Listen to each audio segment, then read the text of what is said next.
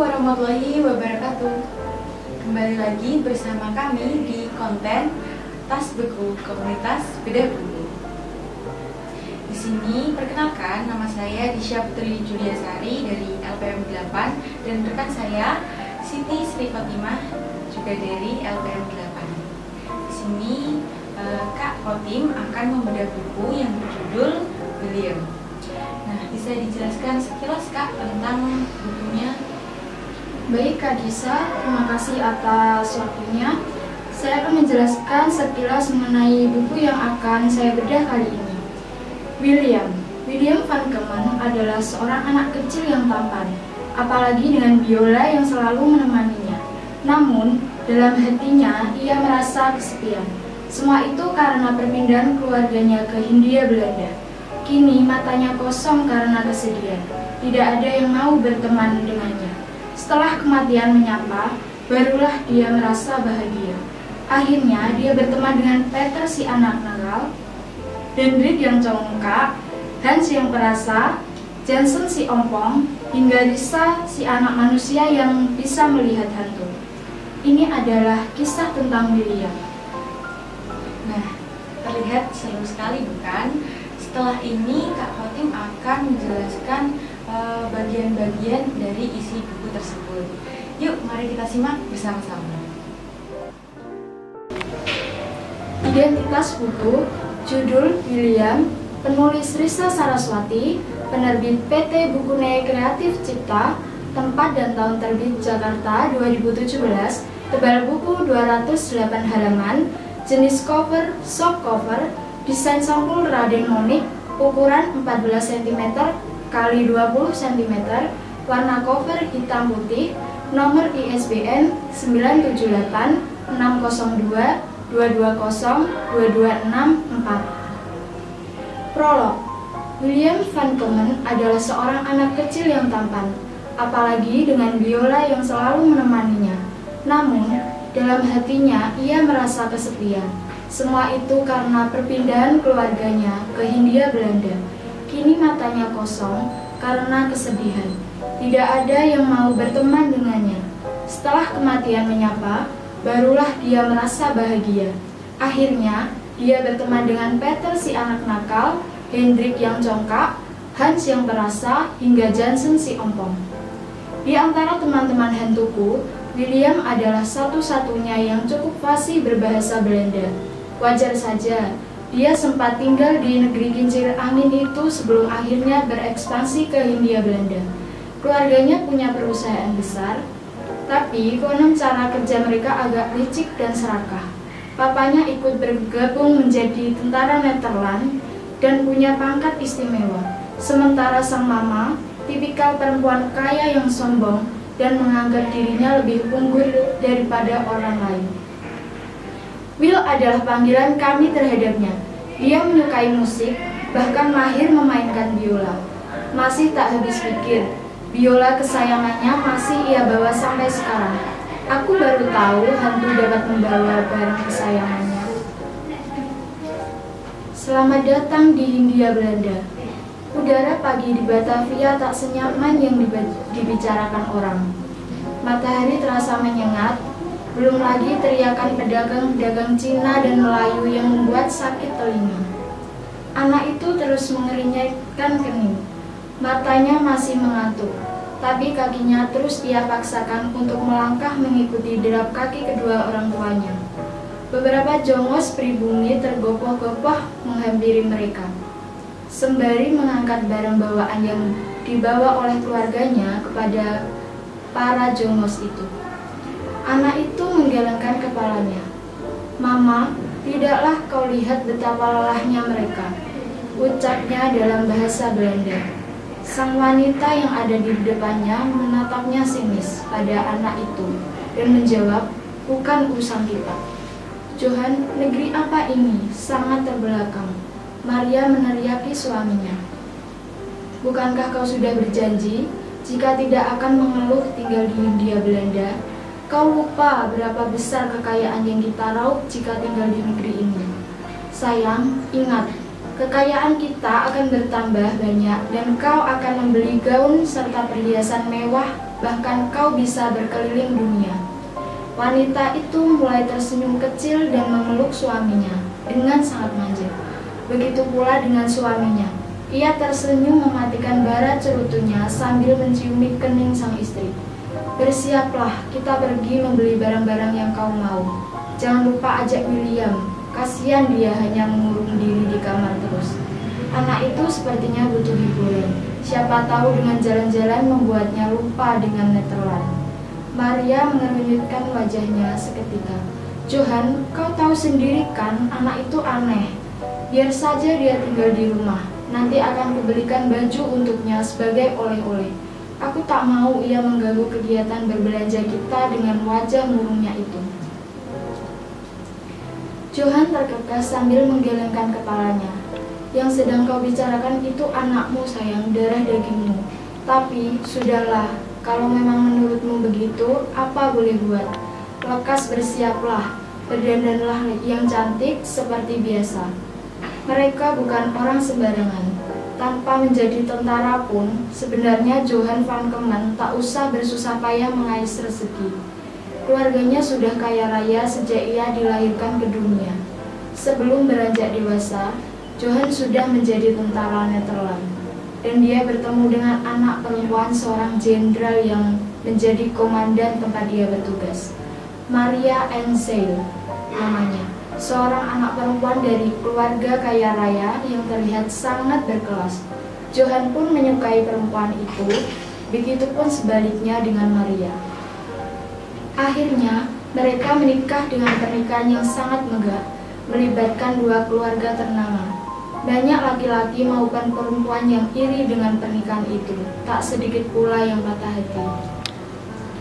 Jelang 6 bulan setelah pernikahannya Maria dinyatakan hamil, tetapi dia ingin menggugurkan kandungannya, sebab dia tidak ingin mempunyai anak terlebih dahulu, karena takut badannya rusak dan ia tidak cantik lagi. Setelah dibujuk oleh Johan, niat Maria yang ingin menggugurkan kandungannya itu hilang. Dengan syarat, nanti kelahiran anaknya, ia meminta mobil serta perhiasan mutiara Asia setelah melahirkan nanti. Sungguh mahal kelahiran William van Kemen. Tapi setidaknya ia lahir dengan selamat, meski ibunya tak menghendaki ia lahir di dunia. Padahal William van Kemen adalah anak yang baik, sopan dan tidak sombong seperti mamanya. Karena itu semua didikan dari kakeknya itu, Noval van Kemen namanya, ayahanda dari Johan van Kemen. Johan menyadari bahwa ia perlu berterima kasih atas didikan ayahnya pada anaknya sehingga William menjadi anak yang baik. Noval mengajarkan cucu kesayangannya itu bermain musik, setelah salah satunya adalah biola. Ia memberikan biolanya kepada William dan sudah banyak lagu tercipta dari biola tersebut. Biola tua itu diberi nama Noval, seperti nama kakeknya. William sangat sayang kepada biola tersebut. Saat dia pergi ke Hindia Belanda dan harus meninggalkan kakeknya di Netherlands sendiri, hanya biola lah yang menghibur William saat ia sangat merindukan kakeknya. Pada suatu hari, Maria melintasi orang-orang di trotoar jalan Batavia dengan sangat anggun. Bahkan mobil mewah keluarga Van Kemen yang ikut serta dikirim dari Netherlands juga berhasil membuat orang yang melihatnya bercecak kagum. Maklum, tak banyak mobil mewah berseliweran di negara jajahan seperti Hindia Belanda. Hari itu, Johan memakai seragamnya dengan warna putih bersih serasi dengan sang istri. Sungguh ironi, mereka tampil mewah di tengah-tengah orang Melayu yang terlihat kumal. Saat itu, mereka juga bertemu dengan keluarga tentara, komandan dan residen Netherlands yang berada di Batavia. Dengan mudah Maria berbaur dengan wanita-wanita berkelas sepertinya. Maria pun sangat ramah, berbeda dengan sikapnya kepada para jongos dan bedide di rumah Van Kemen. Maria, kau pernah pindah ke Bandung? Tempat itu sangat dingin, seperti Paris. Kau harus ke sana, tempat itu indah. Salah satu istri komandan bercerita dengannya. Saat itu juga Maria tertarik membahas keindahan Bandung. Mendengar kata Paris membuatnya sangat antusias. Ada harapan baru untuk kehidupannya di Hindia Belanda. Johan, aku mau pindah ke Bandung. Jangan kau debat aku. Malam itu juga Maria mulai mencereweti suaminya. Kau selalu seperti itu, sayang. Belum tentu Bandung seindah bayanganmu. Lagi pula, aku juga belum ada 1 bulan bertugas di Batavia ini. Ah, kau seperti orang bodoh saja. Telepon papaku agar kau dipindahkan tugas ke Bandung. Aku sangat menderita di sini, ucap Maria dengan wajah lesunya. Di tengah pembicaraan mereka, tiba-tiba muncul sang anak. Mau kemana lagi kita?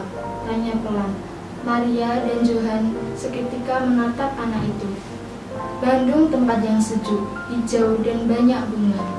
Jawab Maria singkat dan ketus. Sayang, jangan bersikap seperti itu pada anak kita. William terlihat kecewa dan tertunduk mendengar pernyataan mamanya. Paris Van Java. Tidak butuh waktu lama bagi Johan untuk menuruti keinginan istrinya.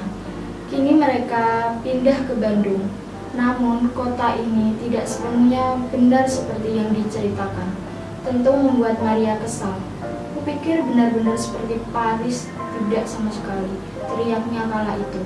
Meskipun Bandung terasa sejuk dan membuat tubuhnya tidak banyak berkeringat seperti saat tinggal di Batavia, Maria tetap mengeluhkan kota ini. Tapi Maria cukup senang melihat William tanpa antusias mengagumi kota ini, yang ditanami banyak tumbuhan hijau. Perpindahan William ke Bandung membawa suasana baru untuk William. Dia berniat untuk sekolah musik, tetapi tetap bersekolah di rumah dengan didampingi seorang guru. Namun mamanya tidak setuju. William harus bersekolah di tempat khusus anak-anak orang kaya Nederland yang ada di Bandung. Semuanya tentang gengsi dan harga diri. Mama, aku boleh bersekolah di rumah saja. Di suatu pagi, William memberanikan diri untuk memohon pada ibunya. Tidak, kau harus bersekolah bersama anak residen, agar kau bisa bersikap seperti anak orang kaya, jawab Maria. Baiklah, jawab William lalu meninggalkan kamar mamanya. Besok adalah hari William pertama pergi ke sekolah, namun yang khusus untuk anak-anak Belanda. Tempo hari William ikut orang tuanya ke acara pertemuan keluarga pejabat Belanda di Bandung. Anak-anak mereka ikut serta dalam perjamuan itu. William berkenalan dengan mereka yang akan menjadi teman sekolahnya. Mereka semua bersikap angkuh dan tak menyenangkan untuk diajak bicara. William menggigil membayangkan dirinya bersikap seperti mereka. Tidak, aku tidak akan pernah bersikap seperti itu, hatinya menjerit. Halo mister, sedang apa sendirian di situ? William bergeming. Demi Tuhan, apa yang kau lakukan kepada anakku wanita menjijikan? Jangan anggap dia anakmu. Kau tidak boleh seperti itu. Sungguh keterlaluan. Kau tidak pantas ada di sini. Akan kulaporkan sikapmu kepada semua orang agar tidak ada yang mempekerjakanmu. Pergi kau dari sini. Tak hanya Nyai yang akhirnya terusir, anak dan suaminya bekerja sebagai jongos pun ikut terkena batunya. Akhir ini menjadi anak yang sangat pendiam dan murung, William. Tetapi papanya menghampirinya dan membisikkannya bahwa Nyai dan keluarganya sudah dicarikan pekerjaan dan bekerja di rumah rekannya. William memeluk papanya dan dia sangat gembira mendengar kabar itu. Pagi ini, dia bertekad untuk ketemu mamanya. Tok tok tok, diketuk pintu dengan sangat perlahan. Siapa? William, Mama. Aku membuat sebuah lagu untukmu sebagai permohonan maaf. Tetapi mamanya tetap acuh dan William memainkan biolanya di depan pintu kamar mamanya. Terima kasih sayang. Terlihat orang tuanya membuka pintu sambil tersenyum dan William pun membalas dengan senyuman membungkuk lantas pergi. Abdi teh Ayuna gaduh hiji boneka. Seorang pembantu menyenandungkan lagu itu. William tak sengaja melintas dan mendengarkan dia merasa tidak asing dengan lagu itu. Tentu saja dia ingat kepada kakeknya, Noval, yang ada di Nederland. Lagu itu berbahasa Sunda. Lagu itu apa, Bi? Tuan, maafkan saya, Tuan, jika Anda terganggu dengan suara saya. Sambil tertunduk di hadapan William, jangan begitu, Bi, panggil saja saya William. Bibi lebih tua dari saya. Itu lagu apa, Bi? William sangat ingin tahu dengan lagu itu. Tuan William, biarkan saya menyebutmu Tuan saja, karena saya terbiasa memperlakukan Wondo seperti Anda dengan cara saya yang belum sopan. Antara saya dan Anda ada jarak yang sangat luas. Jika Tuan muda William sekarang bisa hidup dengan nyaman, dengan makanan yang selalu tersaji di atas meja, syukurilah, karena di belakang sana, di gubuk kami yang berjajaran 6 nyawa, ada perut-perut yang sering kali tak terisi seharian. Anak saya sering kali menangis, berharap ibunya datang membawa makanan atau apapun pengganjal perutnya. Tapi kadang saya tak bawa apapun, hingga terpaksa mereka harus berpuasa hingga keesokan harinya. Jika sudah seperti itu, kami bisa apa? Saya bisa apa sebagai seorang ibu? Saya hanya coba berusaha untuk membuat anak saya merasa tenang dan menyanyikan lagu ini. Anak-anak saya terlihat lebih gembira, lupa pada rasa laparnya. William terdiam, dia merasa tertampar. Kadang dia merasa suka mengeluh, bahkan pernah mencaci Tuhan betapa tidak adilnya hidupnya. Ternyata ada yang lebih sengsara tertindas di bangsanya sendiri. Segalanya menjadi kacau. Keadaan Hindia Belanda memanas. Banyak orang Belanda kembali ke Nederland sesegera mungkin. Desas-desus penyerangan Jepang yang ingin menguasai Asia sudah serentak terdengar. Mereka bilang Jepang akan datang ke Hindia Belanda, merampas negeri ini dari Nederland, yang sudah menguasai terlebih dahulu selama beratus-ratus tahun. Orang Jepang yang terkenal sangat galak dan tak kenal ampun. Siapapun yang menghalangi mereka akan berujung kematian. Johann meminta Maria dan William untuk meninggalkan Hindia Belanda terlebih dahulu. Tapi Maria menolak karena ia yakin dengan banyak hartanya rumah mereka akan tetap aman dengan menyewa banyak orang untuk menjaga rumah. Keluarga Van Kemen tidak memperdulikan kedatangan Jepang tersebut. William sangat merindukan kakeknya di Nederland, ingin rasanya kembali ke Nederland seperti yang lainnya. Pada suatu hari terdengar teriakan Maria di belakang rumah. Larilah Johann dan William menghampirinya. "Ada apa sayang?" tanya Johann kepada Maria. "Lihatlah gaunku ini, rusak, wanita biadab itu yang merusaknya." "Sudahlah, nanti akan kubelikan lagi." Johann mencoba menenangkan istrinya. "Tidak bisa, wanita ini harus kita pecat." Seketika pembantunya itu memohon dan mencoba menggapai kaki Maria. "Jangan pecat saya, Nyonya. Saya mohon jangan pecat saya. Jangan pegang kakiku, kau sangat menjijikan," ucap Maria dengan amarahnya.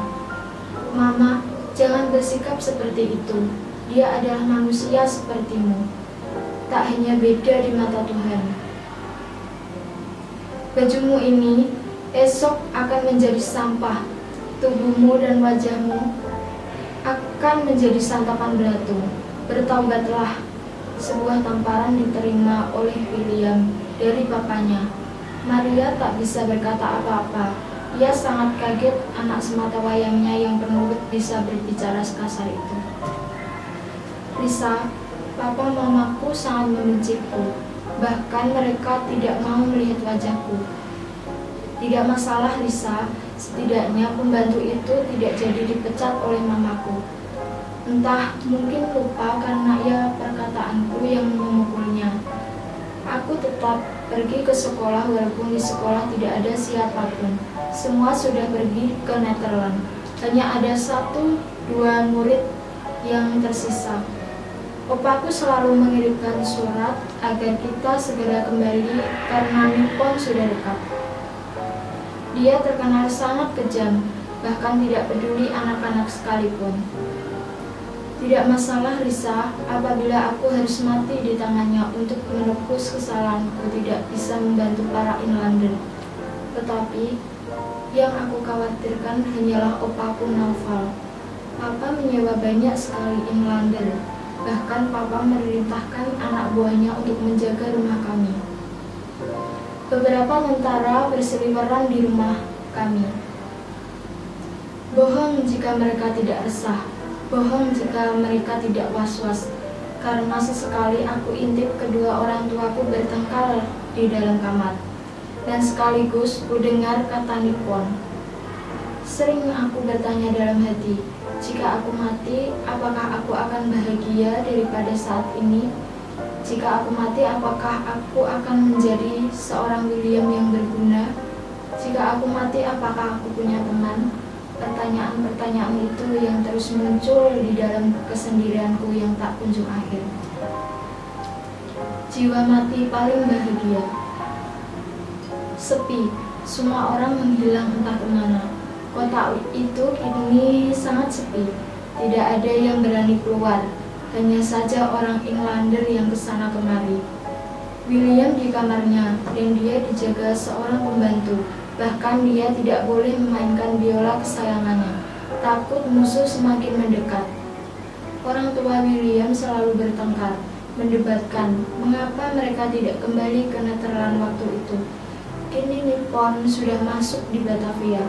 Kendaraan apapun sudah di stop dan mereka tidak akan membiarkan satu orang Belanda lolos dari hadapannya. Sudah 1 hari Johan tidak pulang ke rumah. Dia disibukkan oleh pekerjaan militernya. Hanya dia sendirian, duduk di sebuah kursi ruang tengah ditemani biola kesayangannya Noval. Masih jelas terdengar suara langkah kaki orang-orang yang berbicara dengan bahasa asing. Mungkin benar mereka adalah Nippon. Tanpa gentar, dia angkat biolanya. Sebuah lagu dia mainkan saat itu juga. Lagu tentang kesedihan, lagu tentang perpisahan, lagu tentang kesendiriannya. Suara biola memecah keheningan. Langkah kaki yang tadi berada di luar rumah, kini masuk di dalam rumah Van Kemen.